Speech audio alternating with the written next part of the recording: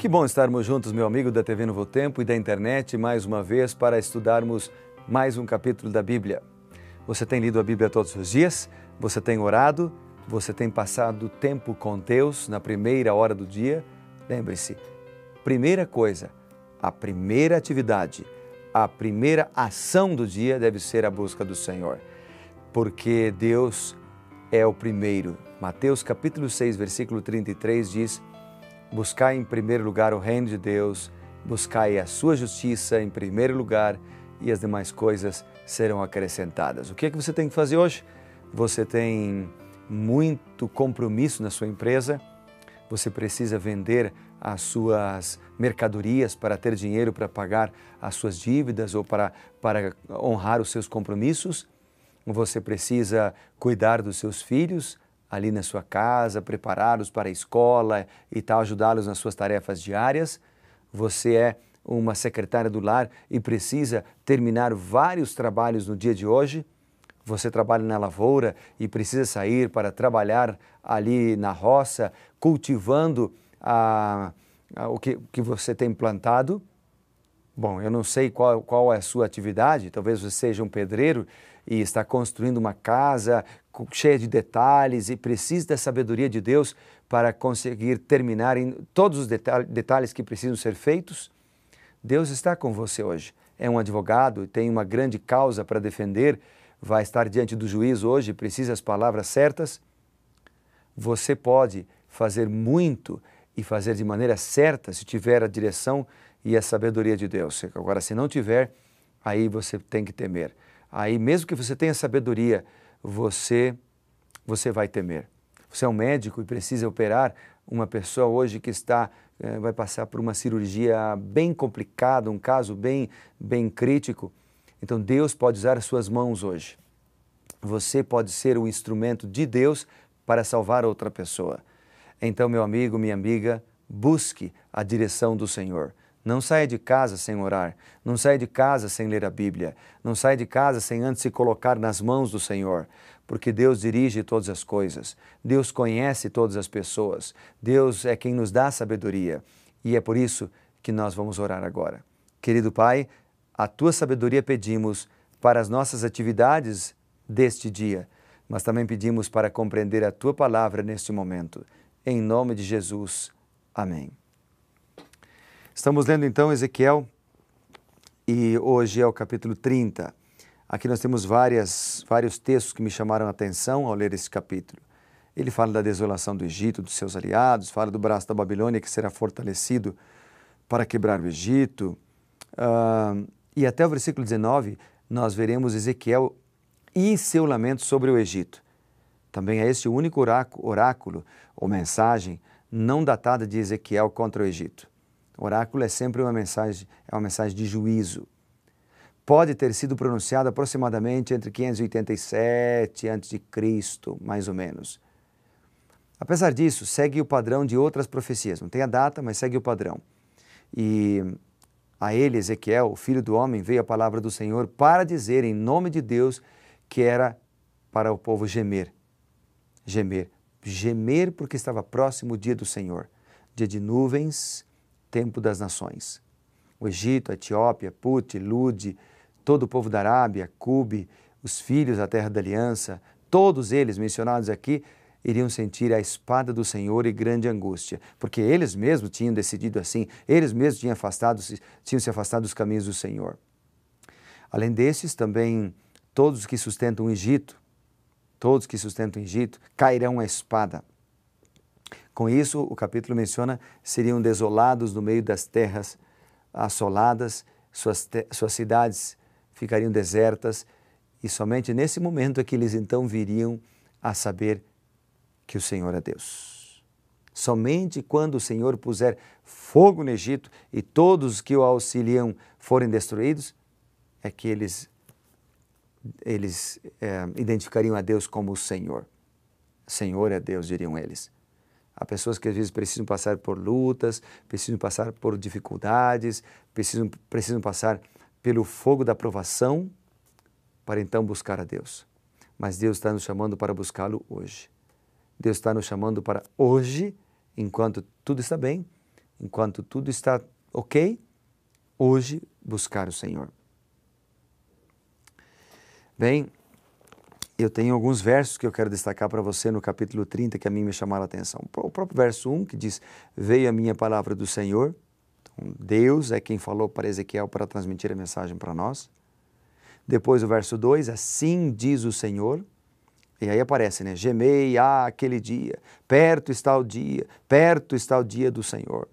Então, a expressão gemei é porque o dia do Senhor estava se aproximando e a vida do povo estava em transgressão, ou seja, o povo estava em pecado, portanto, eles seriam condenados na vinda do Senhor, no dia de juízo do Senhor. E é claro que esta mesma mensagem pode se aplicar a nós hoje, porque Jesus voltará.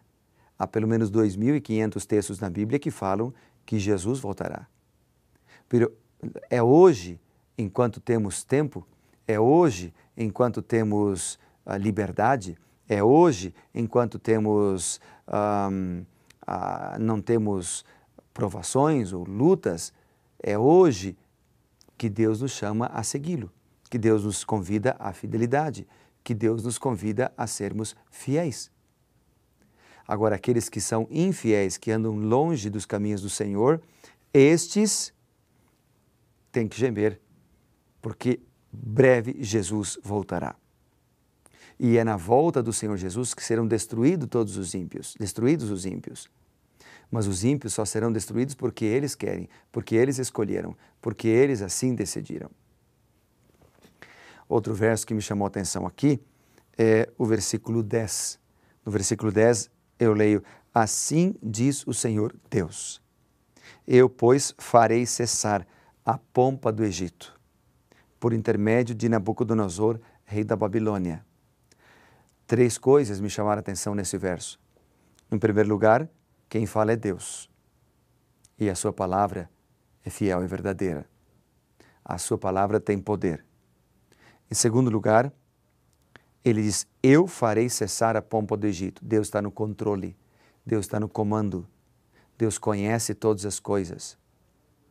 E em terceiro lugar, por intermédio de Nabucodonosor, eu farei cessar a pompa do Egito. Significa que Deus usa pessoas, Deus usa coisas, Deus usa elementos para transmitir a mensagem, para aplicar um juízo, para transmitir ou para revelar-se para o ser humano. É claro que Deus usa aqueles que são fiéis de maneira mais poderosa, mas às vezes Ele precisa usar até mesmo animais para chamar a atenção, como foi o caso de Balaão, que foi chamado a atenção por uma jumenta. Deus pode usar animais, Deus pode usar coisas, elementos da natureza para falar ao ser humano. Então, o capítulo 30 revela que o destino das nações está nas mãos do Senhor. Seus líderes apenas acham que têm a palavra final, mas Deus está conduzindo tudo. Por outro lado, o destino final da nossa vida está em nossas mãos. Somos nós que devemos decidir de que lado estaremos. Para os homens é muito mais fácil se apoiar no poder humano visível do que às vezes no braço invisível de Deus. Mas Deus está nos chamando a confiar nele. Confiar nele, que hoje e sempre possamos confiar na sabedoria e no braço poderoso do nosso Deus, não na força e visão limitados do homem. Sabe, amigos, há outros versos que destaquei ainda aqui neste capítulo. Por exemplo, o verso 13, que diz assim, assim diz o Senhor Deus, destruirei os ídolos. Deus destruirá por fim todos os pecados do mundo, as maldades, as atrocidades, quando ele voltar. Depois o verso 21, filho do homem, eu quebrei o braço de Faraó, rei do Egito, e eis que não foi atado, nem tratado com remédios, nem lhe porão ligaduras, para tornar-se forte e pegar da espada. Deus é um Deus de poder. Não há limites para ele. Esse verso me fala de um Deus, o capítulo fala de um Deus que está perto, que está comigo, mas também fala de um Deus forte. de um Deus que não conhece limites, de um Deus que pode restaurar o ser humano, que pode me dar a vitória contra os inimigos ou contra os desafios que se apresentam diante de mim. Por que não confiar nele então? Por que se desesperar tanto? Por que você tem lutado e se desesperado com os desafios que você tem, se você pode confiar nele? E por fim, o versículo 22.